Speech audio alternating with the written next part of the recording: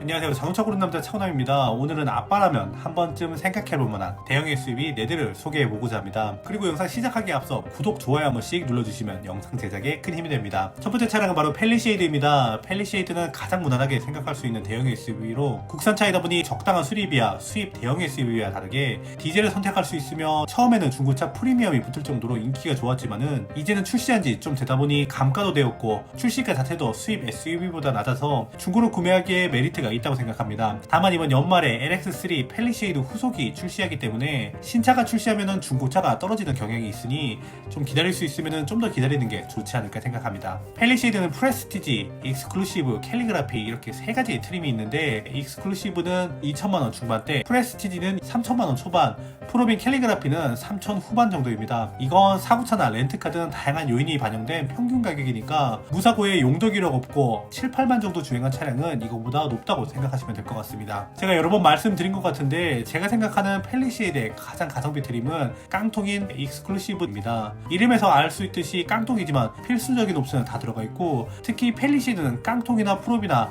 헤드라이트를 제외하면 램프류들은 모두 LED로 동일해서 헤드램프만 LED로 바꾼다면 외관상 큰 차이가 없습니다.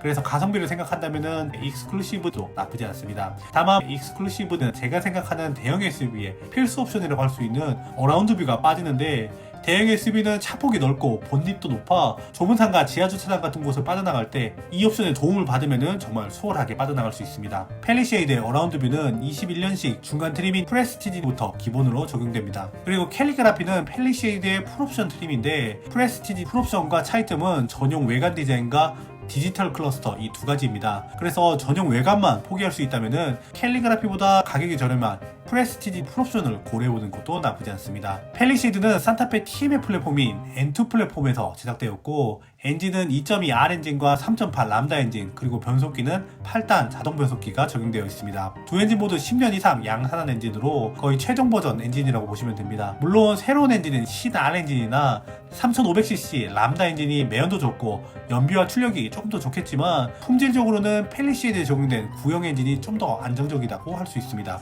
깡통부터 2열 독립 시트 옵션을 선택할 수 있고 옵션 가격이 29만원 밖에 하지 않아 이 옵션이 들어간 차량이 많으며 독립 시트 옵션이 들어가면은 2열까지 열선과 통풍 시트가 적용됩니다. 적당한 가격대 수리비 그리고 디젤 차량까지 있는 국산 대형 SUV의 자존심 팰리쉐이드가 첫 번째 차량입니다. 두 번째는 조선의 G바겐 모하비 더 마스터입니다. 더 마스터는 모하비의 2차 페이스리프트 모델로 더 뉴 그랜저 IG와 마찬가지로 페이스리프트라는 말이 무색할 정도로 거의 풀체인지급 변화가 이루어졌습니다. 디자인이 완전히 바뀐 것을 제외하고도 모하비는 제네시스 브랜드에서 SUV가 나오기 전까지 현대기아에서 만드는 가장 비싼 SUV임에도 불구하고 요즘 준중형 SUV에도 들어가는 어댑티브 크루즈 컨트롤과 전동 트렁크가 없을 정도로 명색이 기아의 플래그십 SUV인데 편의사양이 많이 부족하다는 평가를 받았습니다. 하지만 더 마스터로 넘어오면서 플래그십에 걸맞는 수준의 편의사양이 추가되었습니다. 일단 기존 유압식 파워 스티어링으로 인해서 주행 보조 옵션이 들어가지 못했는데 이번에 RMDPS로 바뀌면서 정차 및 재출발을 지원하는 어댑티브 크루즈 컨트롤 옵션이 들어갔으며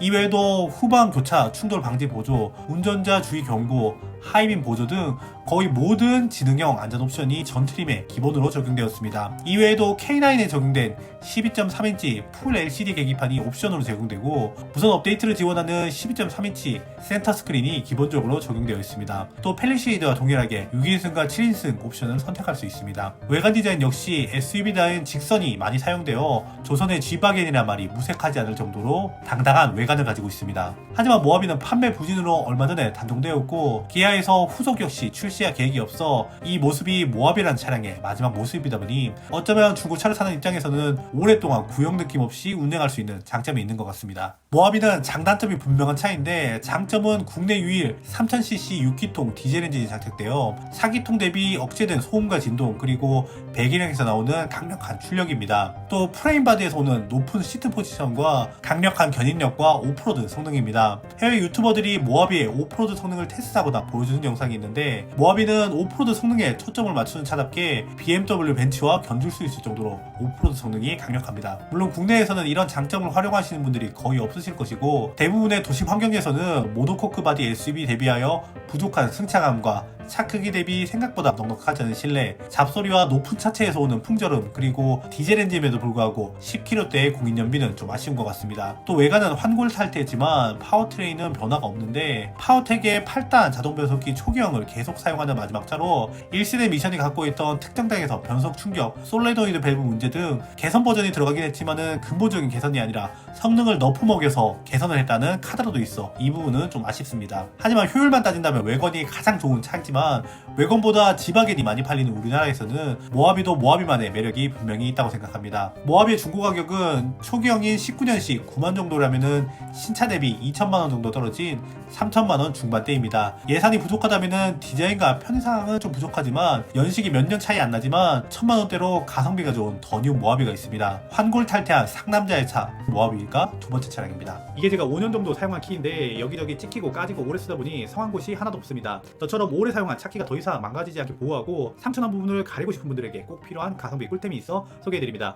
바로 트니르 소가죽 키케이스입니다. 저같이 키를 오래 쓰는 사람뿐만 아니라 신차를 사서 미리미리 키를 보호하고 싶은 분 또는 신차를 산 지인에게 줄 마땅한 선물이 없으신 분들에게도 딱인데 지금 1+1 행사를 하고 있어 하나는 내가 갖고 하나를 선물해주면 아마 받는 사람이 100% 만족하실 것 같습니다. 왜냐고요? 이렇게 고급스러운 박스에 포장되어서 오고 또 별매를 구매할 수 있는 키링에 내가 원하는 문구를 각인할 수 있는데 이렇게 각인을 해서 선물을 한다면 아마 받는 분에게 아주 특별한 선물이 될 것 같습니다. 제가 정말 많은 자동차 상품을 사용하면서 꼭 가격 이꼴 성능 혹은 품질이 아니라는 걸 느꼈는데 이 트니르 키케이스는 현재 1+1 행사 중으로 가격은 두 개에 23,900원입니다. 한 개에 만원을 조금 넘기는 가격대라고 생각이 안 될 정도로 가격 대비 품질이나 마감이 좋습니다. 최상급 앱송 100% 천연 소가죽으로 만들었고 엣지코트 마감과 부드러운 라운드 처리로 고급스러울 뿐만 아니라 표면은 코팅 처리가 되어 있어 생활기스 방지도 가능합니다. 차키는 대부분 주머니나 가방에 넣어서 매일매일 가지고 다니는데 부드러움만 강조한 가죽 소재로 만들게 되면은 내구성이 약해져 금방 해지거나 색이 변색될 수도 있는데 트니르 키케이스는 내구성도 지키고 그렇다고 고급스러움도 놓치지 않는 그 중간을 잘 선택한 것 같습니다. 색상도 차분한 아이보리부터 호불호 없는 다크 네이비까지 총 8가지로 다양합니다. 설치도 그냥 주머니 같은 곳에 넣는 게 아니라 상단을 나사로 고정하는 방식을 사용하여 쉽게 밀리지도 않고 버튼의 위치도 정확하게 고정할 수 있습니다. 스트랩은 여러 종류가 있는데 별매로 구매 가능한 각인된 스트랩과 여성들이 좋아할 만한 깜찍하고 고급스러운 리본형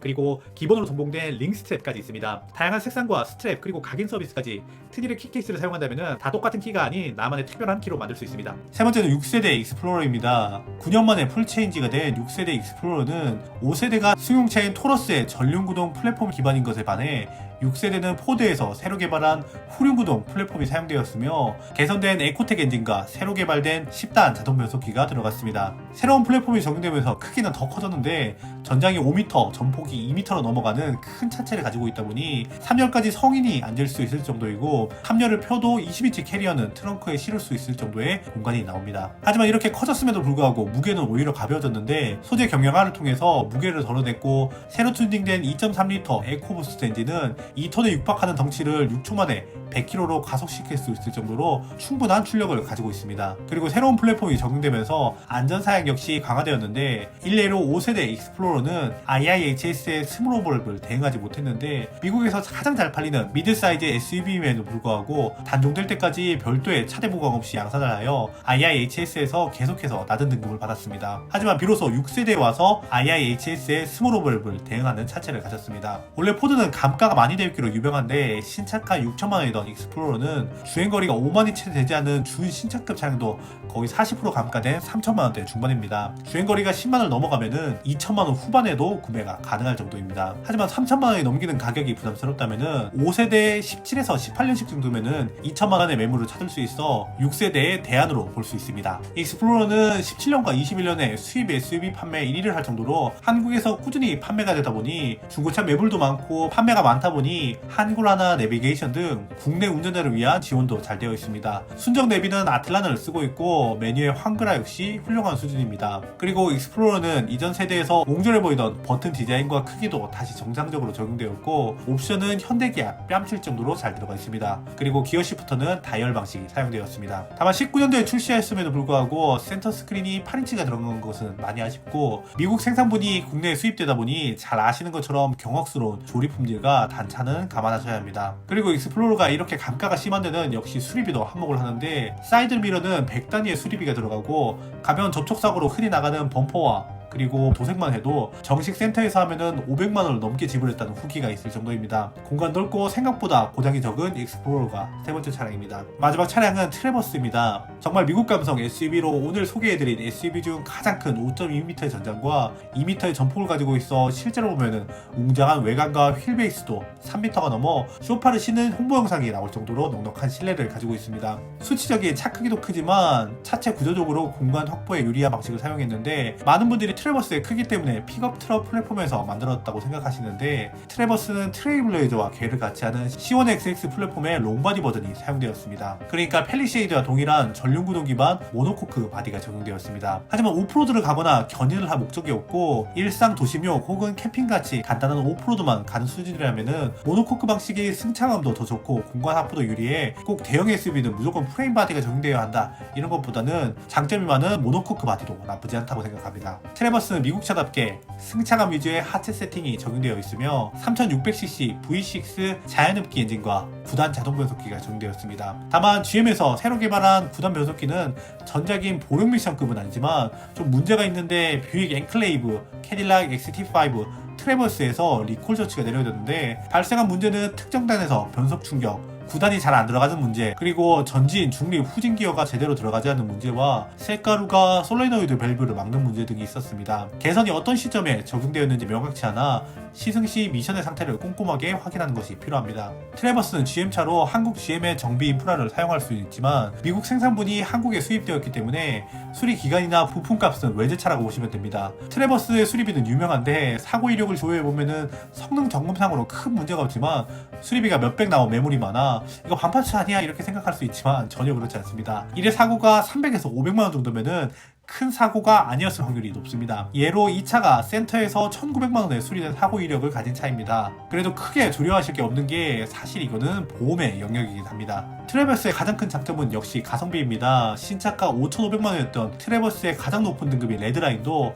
5만 정도 주행하면은 3천만원 초반 그리고 2천만원대에도 매물이 많습니다. 그리고 오너들의 만족도 역시 매우 높은데 오너들의 평가 항목 중 연비에서 좋은 점수를 받지 못했지만 나머지 부분에서 거의 만점을 받아 오너들의 만족도가 상당히 높은 차입니다. 수리비가 비싸긴 하지만 사실 이건 보험의 영역이고 3년까지 넉넉한 트래버스가 마지막 차량입니다. 지금까지 영상 봐주셔서 감사하고 저는 다음 영상으로 찾아오도록 하겠습니다. 지금까지 보고 있다면 구독과 좋아요 한 번씩 눌러주시기 바랍니다. 감사합니다.